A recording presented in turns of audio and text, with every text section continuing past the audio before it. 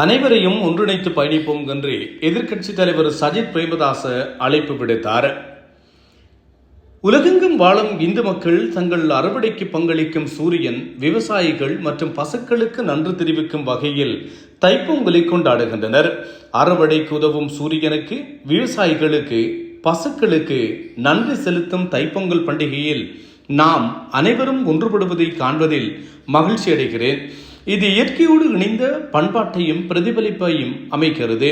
தைப்பொங்கல் பண்டிகை மக்களின் நன்றி உணர்வு, கலாச்சாரத்தை வளர்க்கும் நம்பிக்கையை ஊக்குவிப்பதோடு அமைதி, ஒற்றுமை மற்றும் சகோதரத்துவத்தையும் வெளிப்படுத்துகிறது என்று எதிர்க்கட்சி தலைவர் சஜித் பிரேமதாச தெரிவித்தார். எதிர்க்கட்சி தலைவர் அலுவலகத்தில் இன்று 15ஆம் தேதி இடம்பெற்ற தைப்பொங்கல் விழா நிகழ்வில் கலந்து கொண்டு உரையாற்றும் போதே எதிர்க்கட்சி தலைவர் சஜித் பிரேமதாச இதனை தெரிவித்தார்.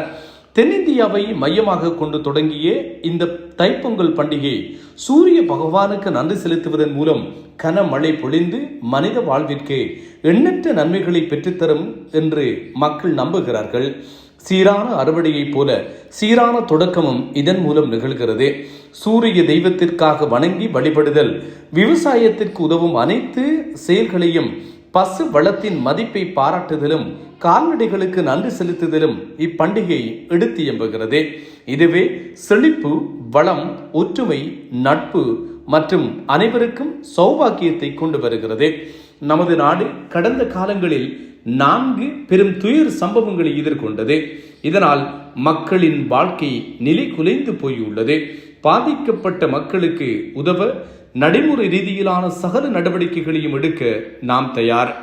செழிப்பு, வளங்கள், நன்மைகள், செல்வம் மற்றும் வருமானம் ஆகியவற்றின் விடியல் சமமாக பகிரப்படும் கட்டமைப்பொன்றை உருவாக்குவதற்கு எதிர்பார்க்கிறோம். இன மத வேறுபாடுகளை பொருட்படுத்தாமல் ஒரு நாடாக அமைதி, ஒற்றுமை, நட்புறவின் மூலம் பொதுவான இலக்கை நோக்கி செல்வதை நாம் இலக்காக கொள்ள வேண்டும் என்று எதிர்க்கட்சி தலைவர் மேலும் தெரிவித்தார்.